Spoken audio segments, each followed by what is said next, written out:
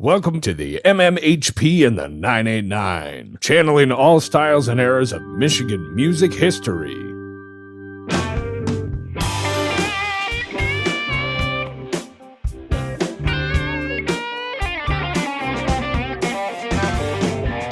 Hello, Michigan music lovers. This is Scott Baker. I want to welcome you to the Michigan Music History Podcast. I am flanked by Michigan music royalty. To the left, Dr. J. To the right, Sir Fred. We cut from just around the block of the Michigan Rock Legends Hall of Fame in Bay City, Michigan, here at Studio 163 in Essexville. And now it's time to grab a favorite beverage, hit the cruise, and take a trip back with us through Michigan's rich music history. This podcast is sponsored by our friends at Electric Kitsch, located at 2106 Kosciuszko Avenue in Bay City, Michigan. And now, here's your host, Scott Baker. And we're back with part 2 of Clerk Sullivan's podcast with the MMHP and the 989. We want to thank him for coming in and performing in this next half of the show, and as well as giving the rest of his background information on the solo outings and Excel's history that he's given us over the first episode. And without further ado, enjoy the rest of this, Mr. Clark Sullivan. Looking back at that, you have a lot of, you're very energetic, positive, happy. Was there anybody that surprised you along the way or gave you a bad vibe? Or some crazy story in there? Something that was like you didn't expect to have happen? Any bands you met and played with, or musicians you might have ran across, or something that was just out of the ordinary? Because it sounds like it was all sunshines and beautiful from everything you're talking about. You know, when you play with groups, there were some people, you know, that some members of different groups that were not quite up to par, I should say. I mean, playing wise, yeah. Playing wise was good, but we played with one group. I tell you the story. What was their name? The Barbarians. Right. Are you a boy? Are you a girl? We worked with them in Alpena and another place up there, and the next night we were supposed to be at Daniel's Den, so we opened up and there was no Barbarians group. And Frank Patrick came back. He said, "Yeah, they tried to steal a television out of a motel up in Alpena, and I had to bail them out of jail. So they'll be a little late." You know, there's different things like that. You know, I'd say that most of the positive things. A group probably that I was most impressed with at the time was a group called the New Beats.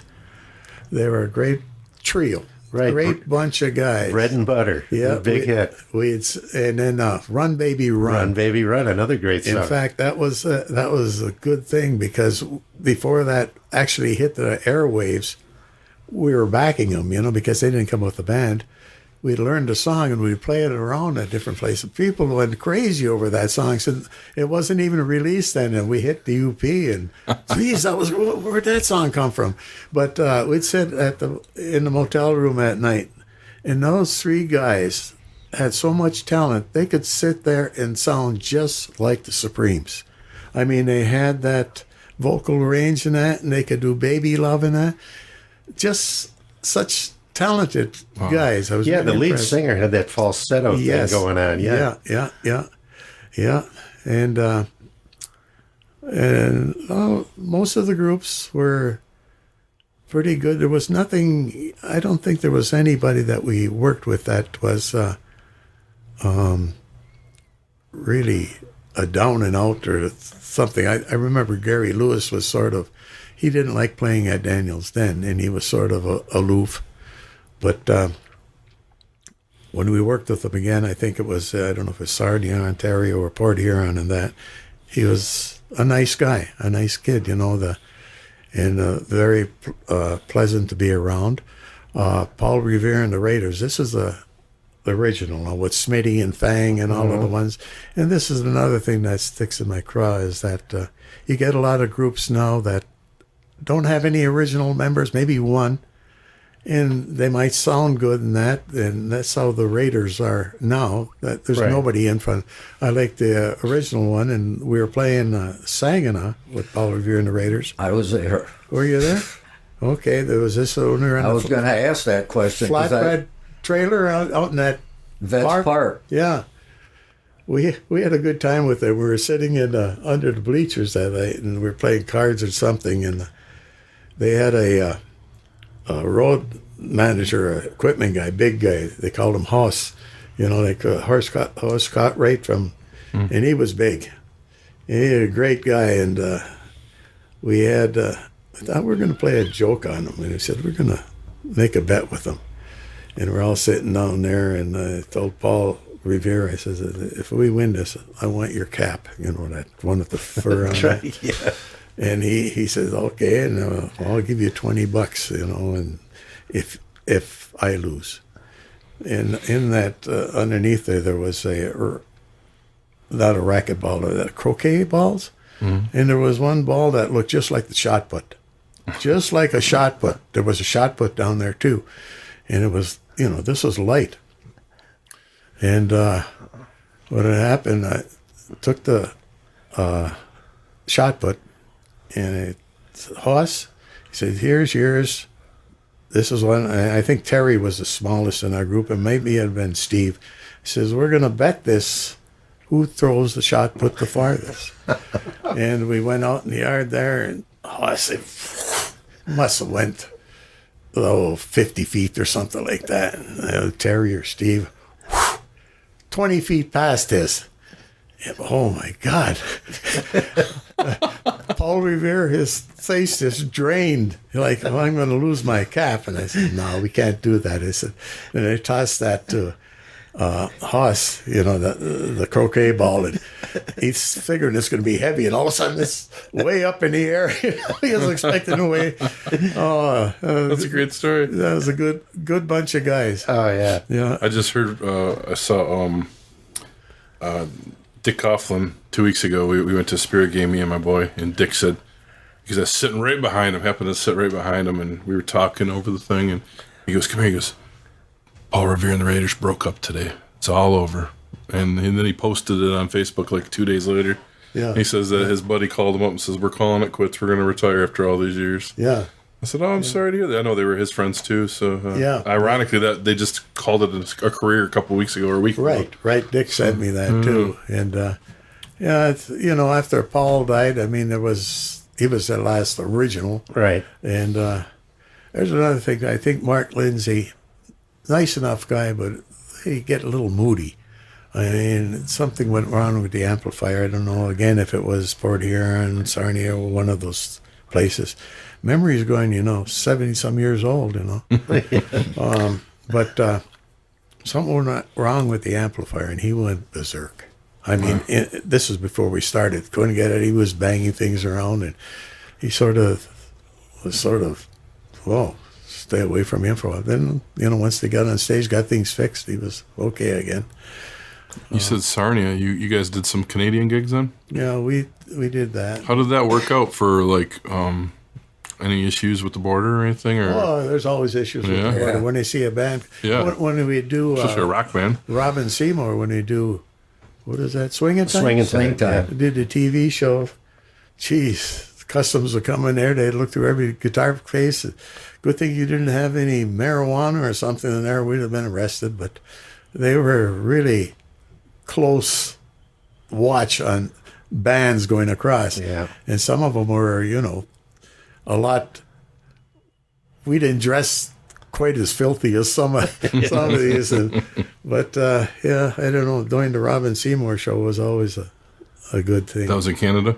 Yeah, that was was it at Windsor? Yeah. Mm-hmm. Yeah, he just passed away. Yes. Yeah, we did that show, I think, 2 or 3 times, and Spanky and our gang was on. That was fun to do. Robin was a nice guy. Were those available on YouTube? Every once in a while you can see one, but I don't think they kept all the tapes. They did. Which is a shame. Right. That would have been such an incredible I would love to put record, that out. Especially of Michigan groups. Yes. Because, there really weren't, I guess maybe Cleveland, Upbeat. Yeah. You would see some Michigan bands there, but I don't know how many of those shows are still around. You just don't see them. So I looked for them too, and it would have been nice to see that. Well, right, to have a record of the Excels because you probably aren't any, right? Right. And Same with Upbeat. They did that a couple times too with the Vogues, and I forget who else, but yeah, it would have been nice to see those things. You know? Sure.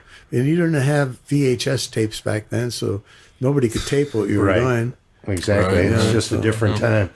Yeah, that's the hard thing about looking at, especially that teen club era. There's very few photographs even. Because it wasn't like today where you have your phone with you. Right. You're taking pictures of everything. Right. You actually had to have a camera. Right. And, and then you had to have the film developed, and, the cameras weren't all that great. If you're a teenager, you probably got the crummiest camera around. Right. Yeah, it's too bad that there's not more stuff around about that. But I did look at a couple of, swinging time, like I said, on video that they have on YouTube or that and that. So, but yeah, the quality on some of them is pretty bad. Oh yeah. We've got one at the museum that for Question Mark and the Mysterians, got a display for them, and you can go on there with your phone and access through a QR code. Access the video, but the video is, not the greatest. Not the greatest. Good thing you're looking at it on your phone. Yes. It kind of hides the flaws. Yeah. But still, in all, it's nice to see it because that's the month. It's from a show in October of 1966, so it's probably maybe the week before or 2 weeks before it became the number one song in the country. Just to have that record. Yeah. But like that kind of stuff is. Like Ant's teeth, I noticed that because we had a record out at that time too. I forget what it was, and we were thinking, "Oh, geez, Question Mark, he's really riding the charts, and that just shot up to number one. It became huge. Yeah. So, yeah, that was the number 2 song of the year in Billboard for the entire year. Yes. Only California Dreamin'. It was on the charts more than 96 Tears. So. Yeah, and it still gets play. Oh, yeah. I mean, that's a classic song. When you hear that opening little riff there, you know what it's. Right. Yeah. So. Did you guys cross paths with MC5, Stooges, Iggy, or Nugent with M-Boy Dukes? That would have been after you guys had kind of broken up. Yes. Yes. So the attitude in the rock when it changed at that period with the late 60s, early 70s, you were doing your solo thing at that point? Yep. Okay. Yep. Yeah.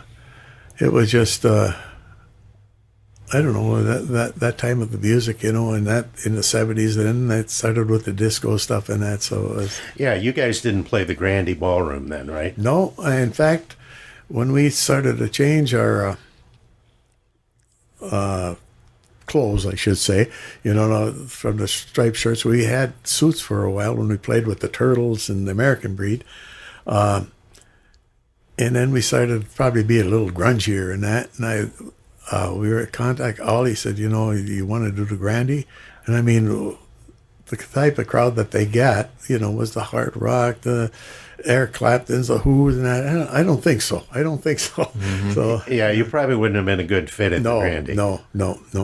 Yeah, so that was Dick Wagner's place, Well, even though that's wouldn't have been the Bossman, probably wouldn't have been maybe the greatest fit of the Grandy, but Frost when he sure went was. to the Frost, that would have been that was a perfect fit. That was perfect for that. It was playing a little heavier rock. My old buddy I haven't seen in a long time. He got along good with us, Donnie Hartman. Sure, he's still playing. Yeah, we had a good association with Donnie, And, He's talking about moving back up here. I heard Don Richard, a friend of mine. He runs the Dick Wagner website, and him and I worked with Dick for years. Okay. Donnie actually went to Florida and retired over last year. He got married not long ago too, and he's talking about coming home again. Okay, so we might be seeing him firing it back up here. Good. No, we had a lot of good times with Donnie. Mm-hmm. He was a great guy. In fact, I think there was 2 groups who was telling me that played at Daniel's Den.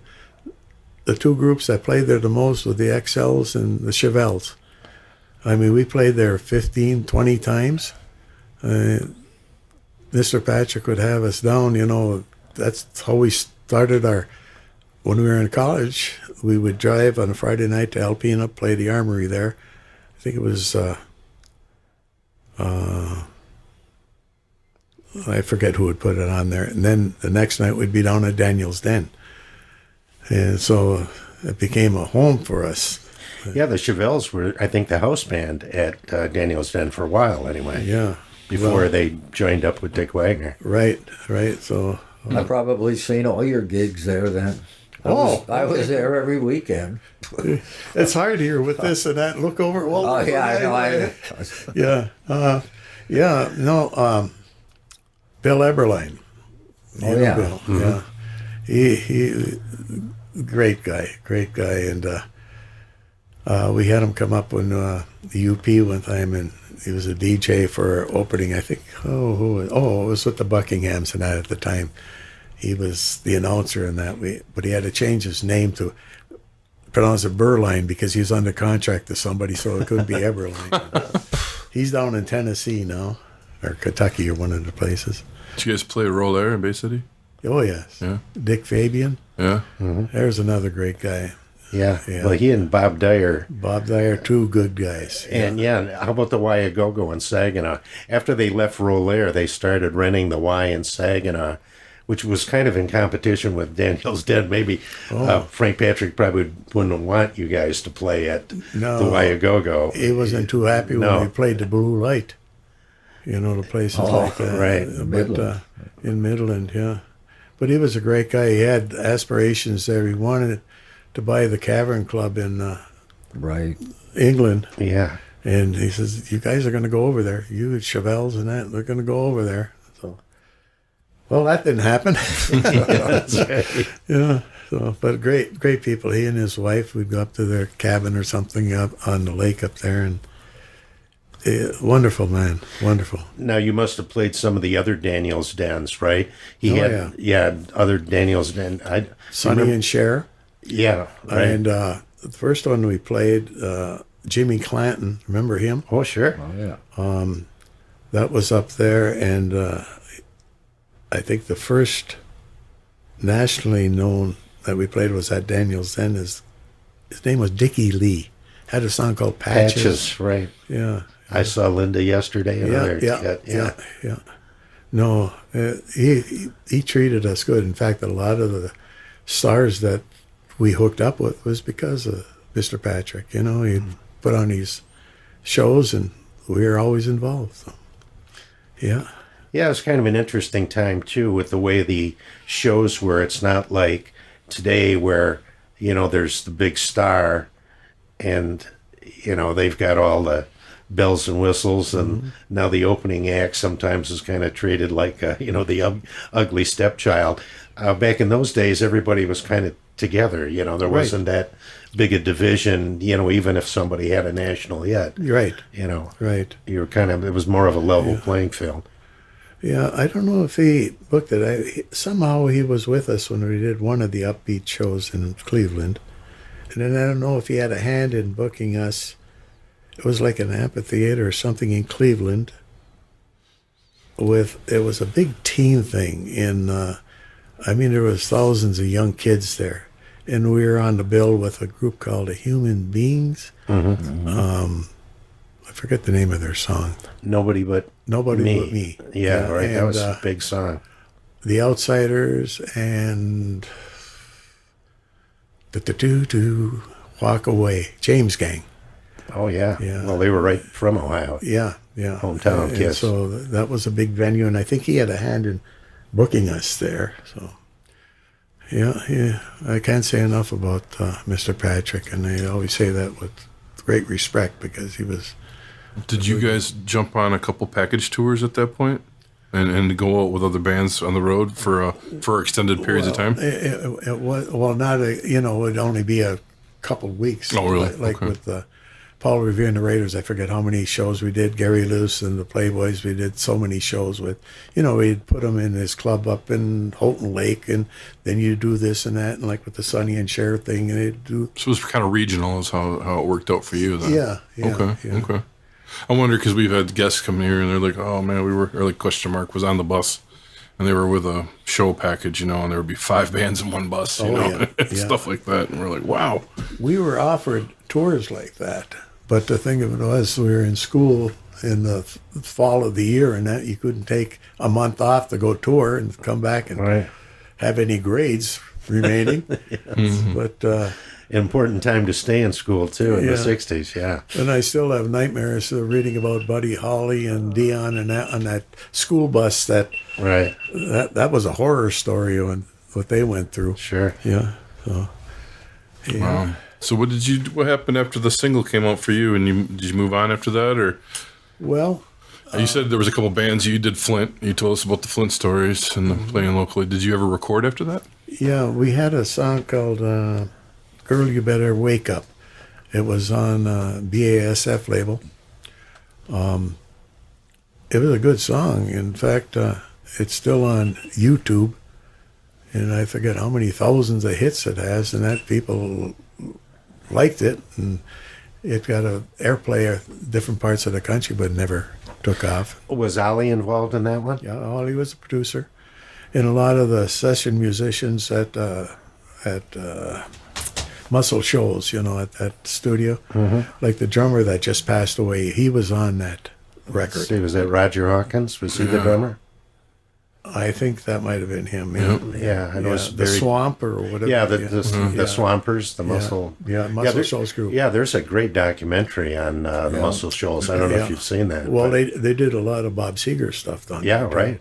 You got to meet a lot of those guys too, because sometimes they'd be. That's another interesting story, with Ollie. You could be in the studio and you don't know. Everybody knew him. Everybody knew him. I don't care if it was Barry Gibb, if it was Lou Christie, if it was anybody. Felix Cavalier. Hello, Ollie. They knew Ollie. I mean, I think I'd go over to Ed Sullivan Theater and he would have known him. So, but he was something. And here's another interesting story. We were recording in, this was when I was recording the single in New York. My friend from Michigan was with me in that. And we had a few hours to kill before we had the studio time. I think that was at Atlantic Studios or the Hit Factory. So we stopped by the Ed Sullivan Theater and they were taping this, I don't know, I Got a Secret or one of those shows like that. We'll go in and watch that. We got plenty of time. Little did we know that they tape all 5 the whole week. We couldn't get out of there. Once you went in, you were there for the 5 shows. You couldn't get up and go because they had a little sign there. You were not able to leave until complete. Geez, it was getting a little touch and go there. I think we made it back to the studio in 5 minutes to spare, but that would have cost Ollie, a few bucks. Yeah. So, yeah. Who was on those shows? Oh, they had panels. You guess what they do? I don't know. There was, I forget what some of the names. Oh, Kitty Callan, Bill Cullen, Henry Morgan. Yeah. What was it? What was her name? The blonde gal. Yeah, they had some of those people were just on for years. I know. I don't think it wasn't Gary Moore. Well, Gary Moore used to be the host. Yeah, right? I don't know. I don't think he was at that time. All right, who was the? Yeah, I'm trying to think who else was. Yeah, I just watched an episode recently where Paul Butterfield was on. Oh, really? Oh, Nice. That was really good. yeah. Well, I saw one where Hank Ballard was on. Oh, And they had to try to guess, who was Hank Ballard. Yeah. Nobody got it right. well, Bobby and I, we had a neighbor in our subdivision where we lived. She was on there. She was the only female bail bondswoman in the country. And so, interesting stuff. And what opened my eyes about the Ed Sullivan Theater, you look at all the shows there, all these kids, how small it is. Yeah. You walk in there and, well, not quite this small, but, you think, Right. geez, all these kids screaming. And, interesting times. Sure was. Yeah. This podcast is sponsored by our friends at Electric Kitsch, located at 2106 Kosciuszko Avenue in Bay City, Michigan. They offer new and used records, including local to Michigan original vinyl and CDs, as well as clothing, electronic equipment, funky household items, music gear, and stringed instrument repair. You can find them on the web or call 989-402-1411. Well, Clark, you brought your guitar. Yeah, I thought you were going to play it. Yeah, I don't think anybody wants to hear my tuneless strumming. I don't know about this because, like I said, I don't have the voice. I don't have the dexterity I have anymore, but I don't know. Can you strum through a couple tunes or at least one for us? Yeah, we can. That would be great. So that New York, you recorded a second single, that one you were just talking about. Did you ever do a full length record solo wise? A what now? Full length album? No. We have enough songs for an album. We've got maybe altogether with Liberty, we've got 8 or 9 recorded songs that are in the can. We have with the XLs maybe another close to a dozen that have never been released are in the can. And so there's quite a few out there that have never been released. Unreal. And I don't know where they are. Have they ever... there's never been a collection of the Excel singles that's out. Has there been? I've never seen it, if there is. That would make for an interesting CD. Yeah. Putting the singles and then the unreleased cuts together. That'd be a pretty nice collection right there. Yeah. Okay. Do you have a website, Clark? Not anymore. I had a website for my art. Oh, okay. So, which end do I use here? Let me see. You didn't have Dick Coughlin bring his drums, did you? No. He threatened to do it. Dick is an interesting guy. Yes, he is. I think he should be a hockey player. That's what Yes. I think. Oh, I think he secretly always wanted to be a hockey player. Yeah. I think he's a hockey player, musician, a ghost. He's everything. That guy's got so many talents.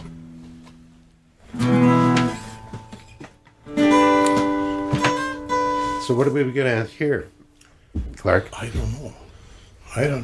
You know, the songs that we did, I haven't played those in 50 years. Well, songs, let's see what we used to do. We come to Sloop Chumby, my grandfather and me, around Nassau town we did roam, drinking all night, got into a fight. Well, I feel so broke up, I wanna go home. So hoist up the Chumby sail, see how the mainsail sets, call for the captain ashore, let me go home. I wanna go home, why don't you let me go home? This is the worst ship I've ever been on. Well, the forward cook, he got to quit and threw away all his grits. Then he took and he ate up all of my corn. Sheriff John Stone, why don't you leave me alone? This is the worst ship I've ever been on. So hoist up the Chumby sail, see how the mainsail sets, call for the captain ashore, let me go home. I wanna go home, let me go home. This is the worst ship I've ever been on. This It's really nice. Yeah. You know what? What was I going to say? Yeah, we used to do that with the Beach Boys. You know. Oh, right. Pet Sounds But, album. the songs I remember, you know, I probably look back to the day when the Buddy Hollies and the stuff like that. You know, like if you knew Peggy Sue, then you know why I feel blue without Peggy. Peggy Sue. Oh, well, I love you, gal, and I want you, Peggy Sue. Peggy Sue, Peggy Sue, pretty, pretty, pretty, pretty Peggy Sue. Oh, Peggy, my Peggy Sue.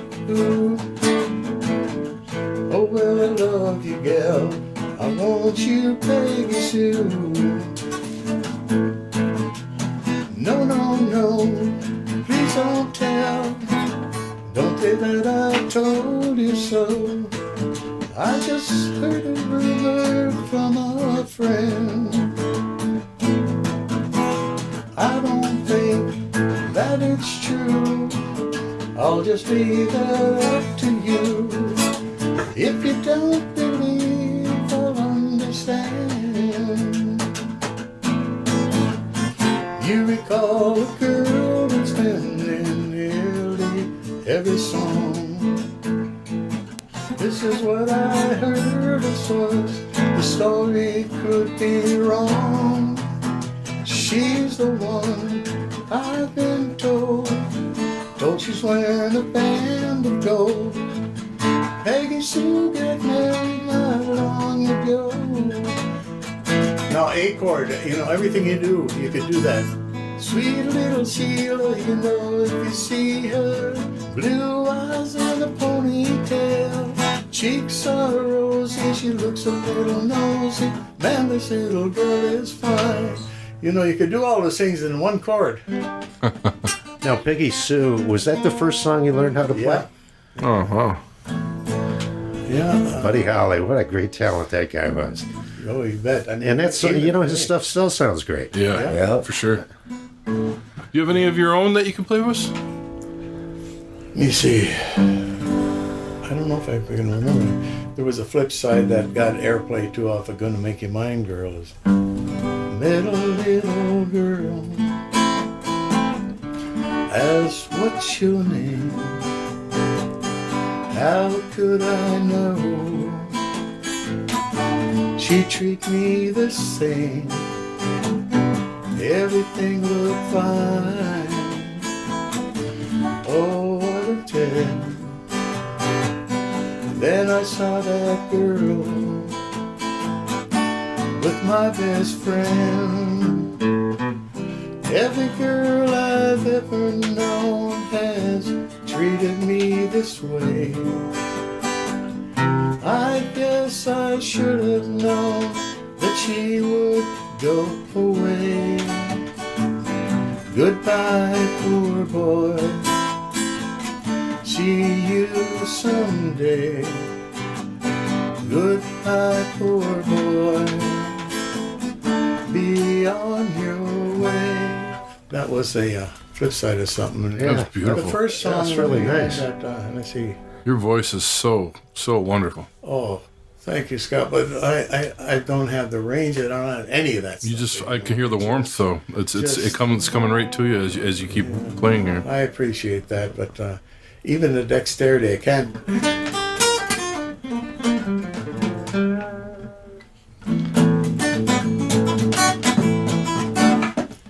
Yeah, let me see. Come on, Gary, you got to sing something. Yeah, right. This is a guy that I worked with. I thought, I'm a traveling man, made a lot of stops all over the world, and in every port I own the heart of at least one lovely girl. I've a pretty senorita waiting for me down in old Mexico. If you're ever in Alaska, stop and see my cute little Eskimo. Well, my sweet Pauline down in Berlin town makes my heart soft to yearn, and my Chinatown down in old Hong Kong waits for my return. Pretty Polynesian baby over the sea, I remember the night when we walked in the sands of the Waikiki. I held you oh so tight. Now here I don't know.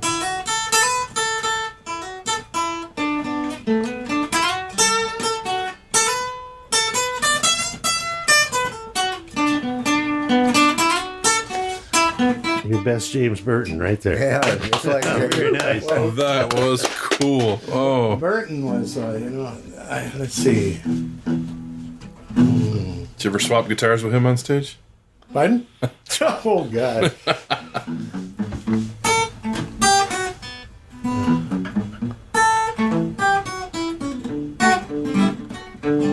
Yeah, I could play that if I had a little more. That was I said, hello, Mary Lou. Goodbye, heart. Sweet Mary Lou, I'm so in love with you. I knew Mary Lou. We'd never part, so hello, Mary Lou. Goodbye, heart. Last night on a sunny day, flashed up the ground, I was my way. Ooh, I wanted you forevermore. I'm not one who gets around. I swear my feet's up to the ground. Though I never did need you before. Hey, hello, Mary Lou. Goodbye, heart. Sweet Mary Lou, I'm so in love with you. I knew Mary Lou. We'd never part. So hello, Mary Lou. Goodbye, heart. That's it, guys. Wow. Thank you. Rick Nelson's best single. You know, I mean, Traveling Man on one side and then Hello Mary Lou on the flip. Oh, you my bet. goodness. You bet. That was a good one.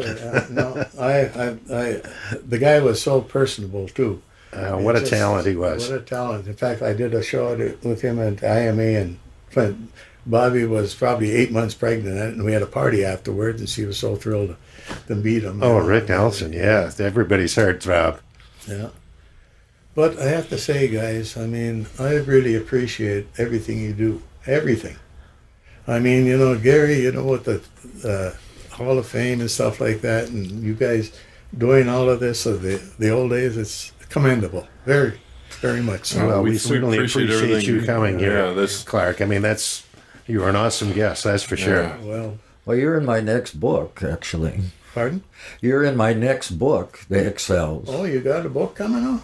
Well, His I third? already have two out, and this Okay. is my third one, and it's on mid-Michigan musicians and Well, bands that's that came great. through back. It's nice to hear. When it comes out, I'll buy it. Yeah, actually, it'll be on sale at the museum. Great, because we want to make it up to the museum. Well, yeah. Yeah. Yeah. Let me know when you come. I'll give you a personalized tour. Okay. Not that you really need that, but yeah, I'll be happy to see you again. Yeah, I thought, wasn't Bo White writing on it? Well, he and I were working on that book, and we had a little disagreement on the goal of it. Yeah. And mine was more of a historical, and his was more of a going to teenage dances, Okay. because his dad's bar was next door to Daniel's Den. Yeah. Yes. Still Is it going there? strong. Yep. Well, today his daughter put on Facebook that she made 20 more books. Oh, okay. Really? And as of just before you bought one? Well, I bought two. I gave one to Gary. Well, I owed him $20, so I gave him Yeah. one. Well, I thought maybe you were looking to do it in stereo vision. That's right. Did One in they, each hand. Yeah. did they improve it? I don't know. I don't know the original one. No, I think It looks right. Well, like some of the same. pictures are about this big. Yeah. Yeah, it looks like the same printing, I would say. I think they just found We're some off. of the original. No, we're going. things. Oh, Clark, I want to end asking you, your last recordings came out in the late 70s, mid 70s, Yeah. and you haven't done anything since then. Well, I was writing songs with Ernie Harwell at that time. Were you really? That's about for 20 years we put together stuff, you know. Like he said, we had more no-hitters than anybody. Ernie Harwell. I heard he was writing songs, but you were the person he was doing it with. Okay. Well, there's another one. His name is Chuck Boris too. He's from Florida on that. But we wrote quite a few songs, and it was always a interesting time. So you got a lot of stuff in the can.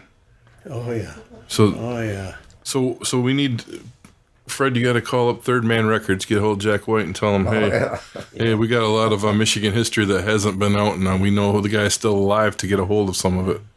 So, Boy, I tell you what, if Ernie was alive, I could get him up here to do this. oh my Lord, that'd be amazing. How about the Excels? Now, everybody, for the most part, I know Dick Manning has passed away. John Zielinski. And, yeah, but the guy... Carl Holm died, too. Really? When did that happen? That happened 2019. Oh, gosh, I didn't know that. And Howie Yellinen, he passed away, too.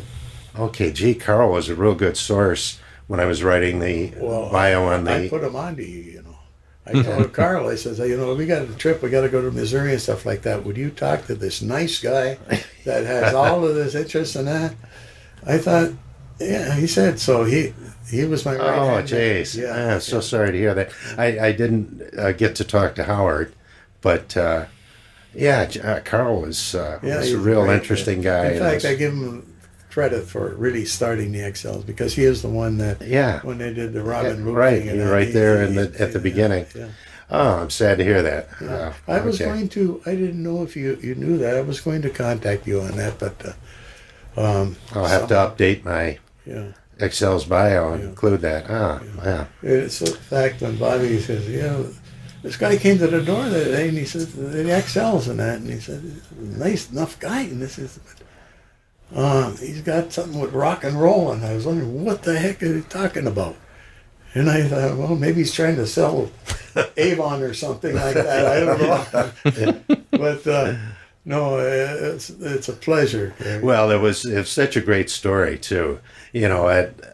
Just the whole thing with the UP and how you guys got together, and then meeting Ollie, and you really have a pretty amazing career. Well, we think so too, Like I said, it's almost like a third person. Like this guy lived back then, and I read about it, but it's not me anymore. Yeah, right. Yeah. Now, when you got together up for that reunion, you had sent me the picture. Either you or Carl sent me the picture.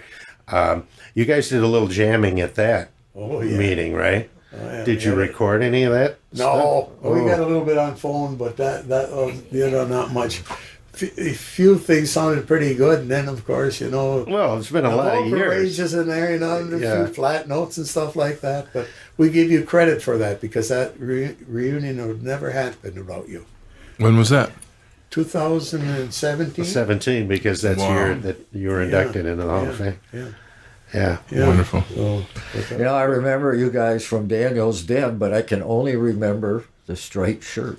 I can't remember the music. I kind of do, but I just remember the striped shirts. We didn't play music. We walked out there in the striped shirts and did our they did it all, Chippendale thing. I was a big fan of the Beach Boys at the time. Sure. We didn't play music. We just did the dance. I think, there's not that many pictures of Daniel's Den, the marquee. Yeah. But am I right? One of the pictures has the Excels up on the billboard. The one that you mostly see, I think. Right. Dick, there's one with Bob Seger too, but Cherry Slush and somebody in the XLs. Yeah. Well, like I said, we were fortunate to play that venue so many times. It was just like home. And then what was the cop's name at the door? Officer Ed. Great guy. Yeah. Great guy. Yeah, a very innocent time back then, where all you had to worry about was smelling somebody's breath to see if that was they were. You had to go past Officer Ed. Yeah, that's what I'm saying. That was very hard. Yeah. There's another thing, the Sonny and Cher thing there, and down in the dressing rooms weren't too kosher downstairs. It was just a basement with a door in that, and I think it was Sonny wasn't too pleased with the accommodations down there. Cher, she didn't give a damn. So, yeah. Wow. Yeah. You played the night Sonny and Cher were there? Not at the Den. We played with them at Golden Lake in Port Huron. But we were there. We had to run to the place, so we were downstairs. Because I got in a car accident that same day, and I was in the hospital, and I had tickets for the show. And for some reason, I thought one of my friends would get Cher to come to the hospital, but didn't happen. He could have got a comb. That's Yeah, how you she were, was you going. know, you know, and in a delirium because of all the painkillers, you know. And Right. this fantasy. We're trying to get her on the show because Fred's not going to die without meeting Cher first. Yeah, so. there we go. All All these years he's been waiting for. were throwing their combs up on stage, and she would go through. I thought, well, you're going to catch something there. Oh yeah. But she didn't look then like she does now. I mean, she had the different nose at the time. Yeah. She had beautiful hair. Yeah. Well, she was still very attractive. Yeah. So Well, thank you, Clark. We hope that someone will document all your music, all your songs, and up to Ernie Harwell even.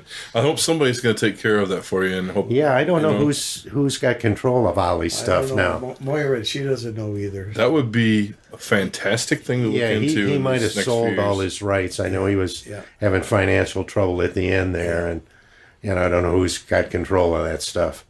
But there's quite a library of recordings that Ollie made on his 3 labels. I mean, you could put a box set together there of that little one that recordings. you played for us. The other record company that had the 2 CD compilation. That'd be good to have their compilation too. For their and that was done in Europe. That was the Dave Kalmbach's Fenton Records. Fenton Records. In Europe, Ollie had a great following there. Yeah. They adored Ollie in Europe. I mean, England and all of that. Yeah, I'm surprised Northern that Soul, they call it. I'm surprised that like Bear Family, which is, God, they have recordings of literally everybody under the sun that recorded in America. Well, they're still putting them out. Oh, I know it. But that Ollie's collection would be a pretty interesting. I wonder if that record company for that one would be interested in his material for Ollie's stuff. I wonder how we would go about that. I don't know. Well, of course, you don't know who's got control of it. Yeah, true.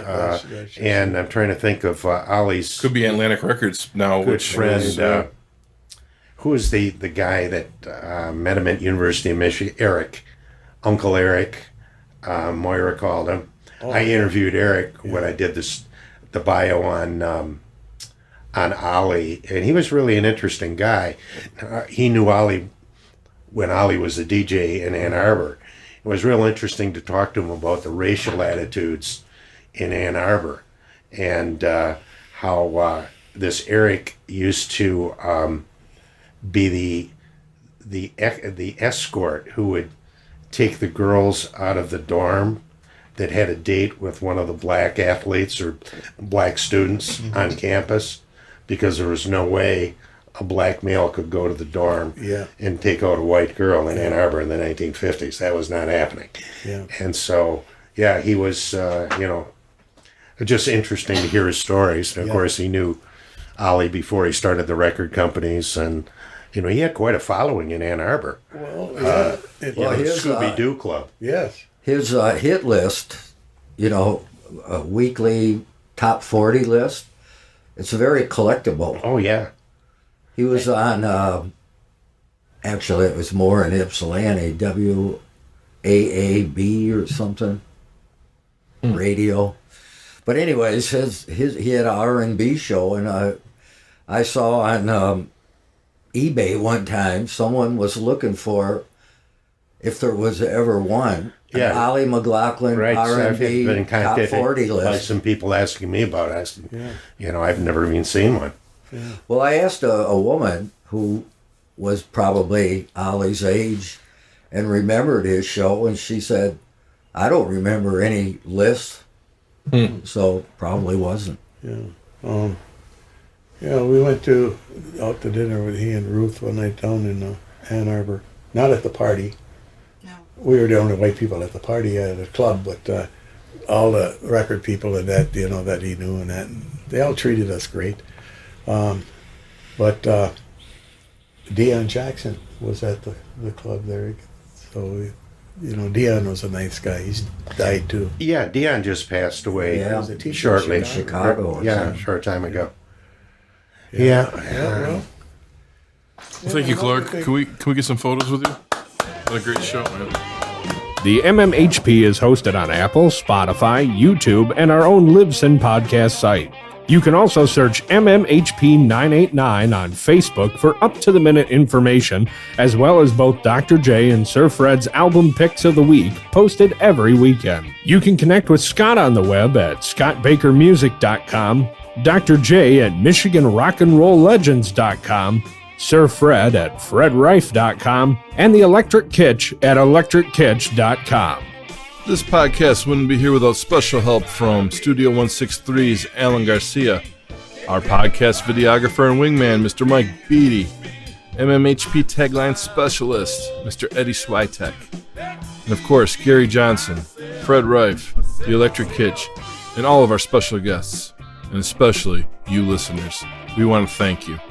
You've been listening to the MMHP and the 989. From all of us at the podcast, we want to